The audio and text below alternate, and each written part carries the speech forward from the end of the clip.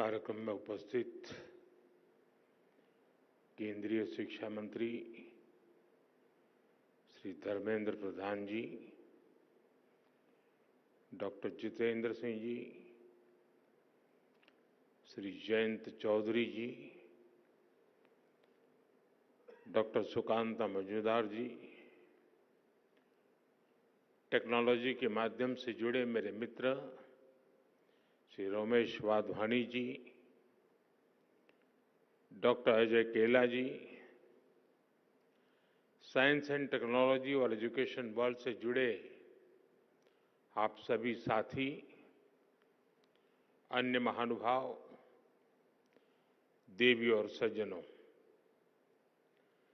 आज यहां सरकार, एकेडेमिया, साइंस और रिसर्च से जुड़े भिन्न भिन्न क्षेत्र के लोग इतनी बड़ी संख्या में उपस्थित है। ये एकजुटता, ये कॉन्फ्लुएंस, इसी को युग्म कहते हैं।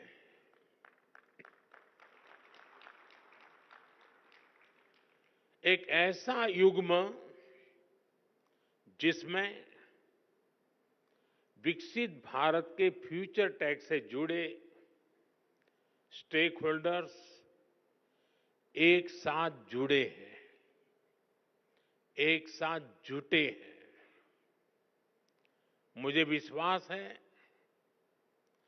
भारत की इनोवेशन कैपेसिटी और डीप टेक में भारत की भूमिका को बढ़ाने के लिए हम जो प्रयास कर रहे हैं उसे इस आयोजन से और बल मिलेगा। आज आईआईटी कानपुर और आईआईटी बॉम्बे में एआई, इंटेलिजेंस सिस्टम और bio science, biotechnology, health and medicine के सुपर हब्स की शुरुआत हो रही है। आज वाधवानी इनोवेशन नेटवर्क का भी आरंभ हुआ है। अनुसंधान नेशनल रिसर्च फाउंडेशन के साथ मिलकर रिसर्च को आगे बढ़ाने का संकल्प भी लिया गया है। मैं इस प्रयास के लिए वाधवानी फाउंडेशन को, हमारी आईआईटीज को और दूसरे सभी स्टेक होल्डर्स को बहुत बहुत बधाई देता हूं।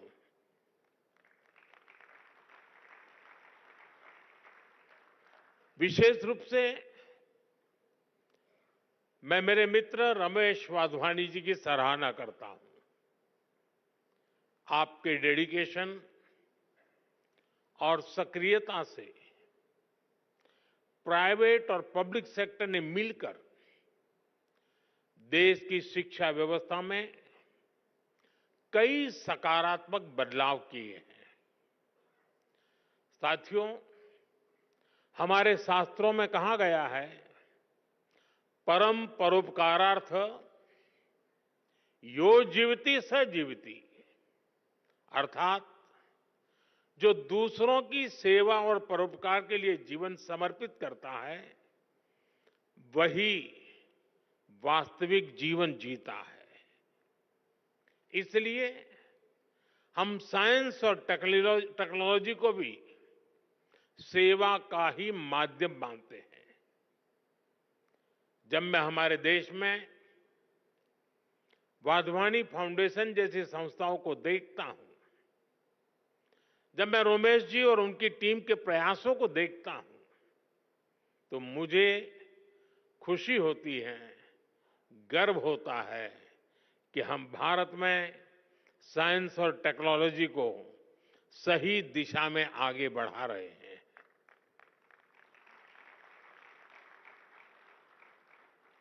हम सब जानते हैं, रमेश जी ने तो अपने जीवन को काफी संघर्ष में तपाया है, सेवा के लिए समर्पित किया है। जन्म के तुरंत बाद जब वो कुछ ही दिन के थे, तब विभाजन की विभीषिका झेलना, अपनी जन्मभूमि से पलायन के लिए मजबूर होना, बचपन में ही पोलियो जैसी बीमारी का शिकार हो जाना और उन कठिन परिस्थितियों से निकलकर इतने बड़े बिजनेस एम्पायर को बिल्ड करना, ये अपने आप में एक असाधारण और प्रेरणा देने वाली जीवन यात्रा है।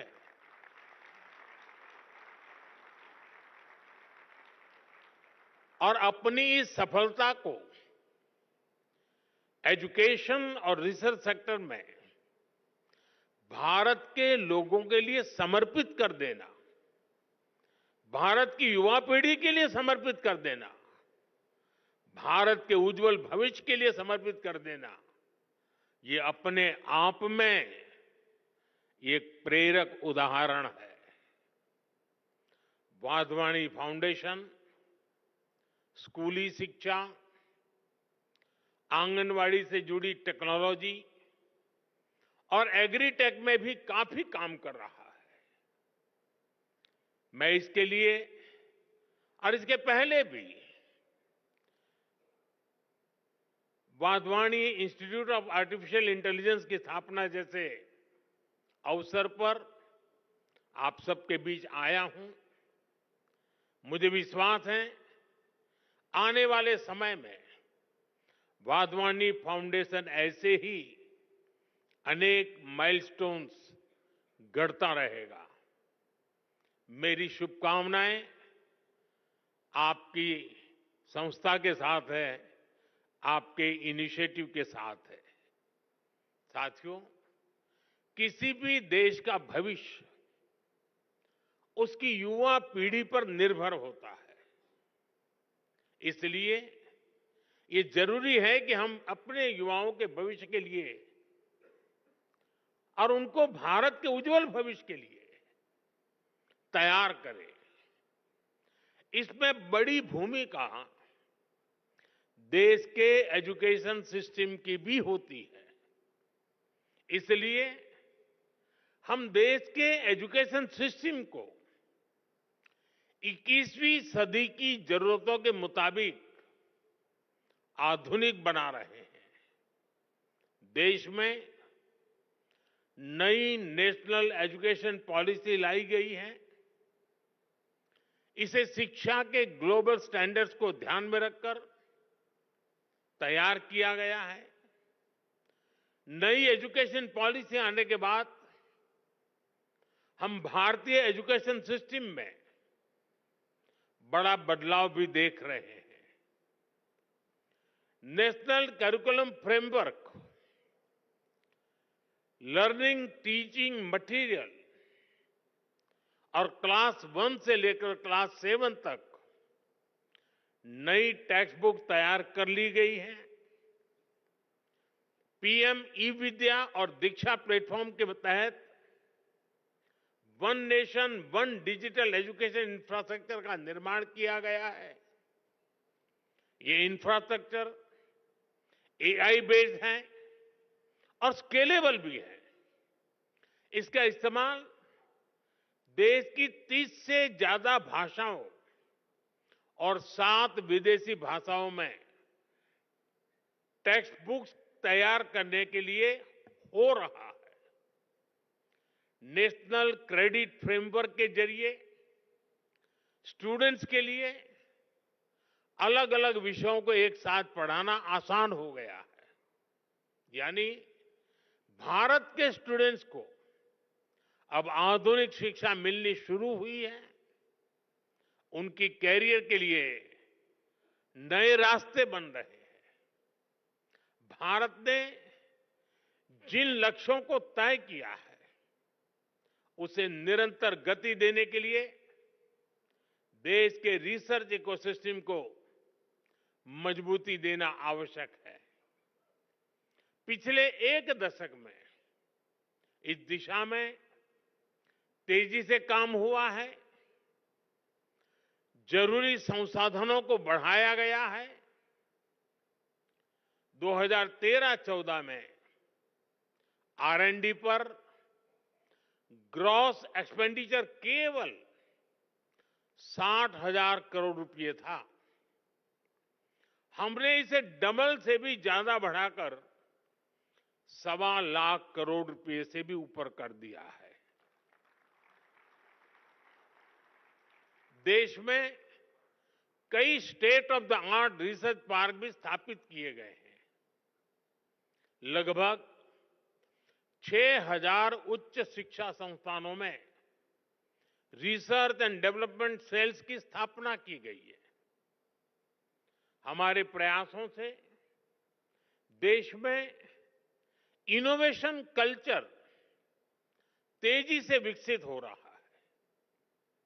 2014 में भारत के 40,000 के आसपास पेटेंट फाइल हुए थे। अब ये संख्या बढ़कर 80,000 से ज्यादा हो गई है। इससे ये भी पता चलता है कि देश के युवा को हमारे इंटेलेक्चुअल प्रॉपर्टी इकोसिस्टम से कितना सपोर्ट मिल रहा है। देश में रिसर्च कल्चर को बढ़ावा देने के लिए 50,000 करोड़ रुपए के अनुसंधान नेशनल रिसर्च फाउंडेशन की स्थापना की गई है। वन नेशन वन सब्सक्रिप्शन उसने युवाओं को यह भरोसा दिया है कि सरकार उनकी जरूरतों को समझती है। आज से इस योजना की वजह से उच्च शिक्षा हासिल करने वाले छात्रों की पहुंच वर्ल्ड क्लास रिसर्च जर्नल तक आसान हो गई है। देश की प्रतिभाओं को आगे बढ़ने में कोई रुकावट ना आए, इसके लिए प्राइम मिनिस्टर्स रिसर्च फेलोशिप की व्यवस्था बनाई गई है। साथियों, इन प्रयासों का परिणाम है कि आज का युवा सिर्फ R&D में एक्सेल नहीं कर रहा, वो खुद भी R&D बन चुका है। और जब मैं कहता हूं कि वो खुद R&D है, तो मेरा मतलब है रेडी एंड डिसरप्टिव। भारत आज अलग अलग सेक्टर्स में रिसर्च के नए माइलस्टोन स्थापित कर रहा है। पिछले साल भारत ने दुनिया का सबसे लंबा हाइपरलूप टेस्ट ट्रैक कमीशन किया। 422 मीटर का ये हाइपरलूप इंडियन रेलवे के कोलैबोरेशन से IIT मद्रास में डेवलप किया गया। IISc बेंगलोर के साइंटिस्ट ने भी एक ऐसी टेक्नोलॉजी डेवलप की है जो नैनो स्केल पर लाइट को कंट्रोल करती है। IISc में ही रिसर्चर्स ने ब्रेन ऑन चिप टेक्नोलॉजी विकसित की है। ब्रेन ऑन अ चिप यानी एक मॉलिक्यूलर फिल्म के अंदर 16,000 से ज्यादा कंडक्शन स्टेट्स में है। डाटा स्टोर और प्रोसेस करने की कैपेबिलिटी। कुछ सप्ताह पहले ही देश ने पहली इंडिजीनियस MRI मशीन भी बना ली है। ऐसे अनेक पाथ ब्रेकिंग R&D हैं जो हमारी यूनिवर्सिटीज में हो रहे हैं। ये है विकसित होते भारत की युवा शक्ति, रेडी, डिसरप्टिव और ट्रांसफॉर्मेटिव। साथियों, भारत के यूनिवर्सिटी कैंपस आज नए डायनेमिक सेंटर्स बन रहे हैं। ऐसे सेंटर्स जहां युवा शक्ति ब्रेक थ्रू इनोवेशन को ड्राइव कर रही है। हाल ही में हायर एजुकेशन इंपैक्ट रैंकिंग में भारत ग्लोबल लेवल पर सबसे ज्यादा रिप्रेजेंटेड रहा। 125 देशों के 2000 इंस्टीट्यूशन में से 90 से ज्यादा यूनिवर्सिटीज भारत से थी। 2014 में क्यूएस वर्ल्ड रैंकिंग में भारत के केवल 9 इंस्टीट्यूट्स और यूनिवर्सिटीज थी। 2025 में ये संख्या 46 हो चुकी है। दुनिया के टॉप 500 हायर एजुकेशन इंस्टीट्यूट्स में भारतीय संस्थानों की संख्या भी पिछले 10 वर्षों में तेजी से बढ़ी है।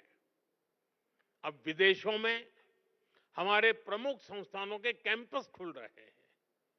अबू धाबी में आईआईटी दिल्ली, तंजानिया में आईआईटी मद्रास, इसके कैंपस खोले गए हैं। दुबई में आईआईएम अहमदाबाद का कैंपस खोले जाने की तैयारी है। और ऐसा नहीं है कि सिर्फ हमारे टॉप संस्थान ही बाहर कदम रख रहे हैं, बाहर के भी टॉप संस्थान भारत आ रहे हैं। भारत में दुनिया की टॉप यूनिवर्सिटीज के कैंपस खुलने की शुरुआत हो चुकी है। इससे एकेडमिक एक्सचेंज बढ़ेगा, रिसर्च की फील्ड में कोलैबोरेशन बढ़ेगा, हमारे छात्रों को क्रॉस कल्चरल लर्निंग का एक्सपोजर भी मिलेगा। साथियों, टैलेंट, टेम्परामेंट और टेक्नोलॉजी की ट्रिनिटी ही भारत के भविष्य को ट्रांसफॉर्म करेगी। इसके लिए हम भारत के बच्चों को बचपन में ही जरूरी एक्सपोजर दे रहे हैं। अभी हमारे साथी धर्मेंद्र जी ने विस्तार से बताया, हमने अटल टिंकरिंग लैब जैसे इनिशिएटिव लिए हैं।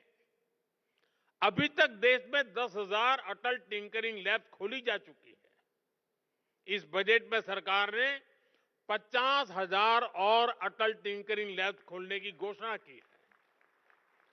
विद्यार्थियों को फाइनेंशियल सपोर्ट देने के लिए पीएम विद्यालक्ष्मी योजना भी शुरू की गई है। हमारे स्टूडेंट्स अपनी लर्निंग को एक्सपीरियंस में तब्दील कर सके, इसके लिए हमने 7,000 से ज्यादा इंस्टीट्यूट्स में इंटर्नशिप सेल स्थापित किए हैं। युवाओं में नए स्किल्स विकसित करने के लिए आज हर संभव प्रयास किया जा रहा है। इन युवाओं के टैलेंट, टेम्परामेंट और टेक्नोलॉजी की ये ताकत ही भारत को सफलता के शिखर तक लेकर जाएगी। साथियों, हमने विकसित भारत के लक्ष्य के लिए अगले 25 वर्षों की समय सीमा तय की है। हमारे पास समय सीमित है, लक्ष्य बड़े हैं।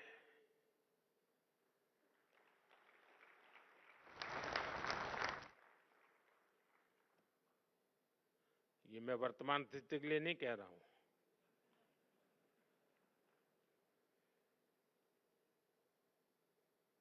और इसलिए ये जरूरी है कि हमारे आइडिया की प्रोटोटाइप से प्रोडक्ट तक की यात्रा भी कम से कम समय में पूरी हो। जब हम लैब से मार्केट तक की दूरी को कम कर देते हैं तो रिसर्च के परिणाम लोगों तक तेजी से पहुंचने लगते हैं। इससे रिसर्च को भी मोटिवेशन मिलता है, उनके काम, उनकी मेहनत का इंसेंटिव उन तक पहुंचता है। इससे रिसर्च, इनोवेशन और वैल्यू एडिशन के व्हील को और गति मिलती है।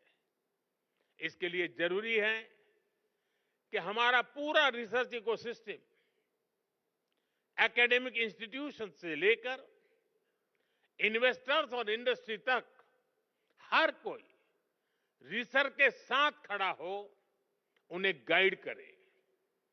इंडस्ट्री लीडर्स इस दिशा में एक कदम और आगे ला सकते हैं और वो हमारे युवाओं का मार्गदर्शन कर सकते हैं। फंड की व्यवस्था कर सकते हैं और साथ मिलकर नए सॉल्यूशन डेवलप कर सकते हैं। इसलिए सरकार रेगुलेशंस को सिंप्लीफाई करने, अप्रूवल्स को फास्ट ट्रैक करने के प्रयासों को भी गति दे रही है। साथियों, हमें AI, quantum computing, advance analytics, space tech, health take, synthetic biology को लगातार प्रमोट करना होगा। आज हम देख रहे हैं भारत एआई डेवलपमेंट और एडॉप्शन में आगे रहने वाले देशों में शामिल है। इसके विस्तार के लिए सरकार ने इंडिया एआई मिशन को लॉन्च किया है। इससे world class infrastructure, high quality data sets और रिसर्च फैसिलिटी तैयार किए जाएंगे। भारत में एआई सेंटर्स ही एक्सेलेंस की संख्या भी बढ़ाई जा रही है। देश के जाने माने संस्थानों, उद्योगों और स्टार्टअप के द्वारा इन सेंटर्स ऑफ एक्सेलेंस को गति मिल रही है। हम मेक एआई इन इंडिया, इसके विजन पर काम कर रहे हैं और हमारा उद्देश्य है make AI work for India. इस बार के बजट में हमने आईआईटी में सीटों की संख्या और कैपेसिटी बढ़ाने का निर्णय लिया है। देश में मेडिटेक यानी मेडिकल प्लस टेक्नोलॉजी के कई कोर्सेज आईआईटी और एम्स के सहयोग से शुरू किए गए हैं। हमें इस जर्नी को समय से पूरा करना है। हमें हर फ्यूचर टेक्नोलॉजी में भारत को बेस्ट इन वर्ल्ड की लिस्ट में शामिल करना है। युग्म के जरिए हम इन प्रयासों को नई ऊर्जा दे सकते हैं। शिक्षा मंत्रालय और वाधवानी फाउंडेशन की साझा पहल से हम देश का इनोवेशन लैंडस्केप बदल सकते हैं। आज के इस आयोजन से इसमें बहुत ज्यादा मदद मिलेगी। मैं एक बार फिर युग्म पहल के लिए वाधवानी फाउंडेशन का आभार व्यक्त करता हूं। मेरे मित्र रमेश जी को अनेक अनेक शुभकामनाएं देता हूं। बहुत बहुत धन्यवाद।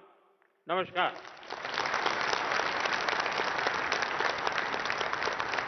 आपके प्रेरणादायक शब्दों के लिए आपका कोटि कोटि आभार माननीय प्रधानमंत्री जी।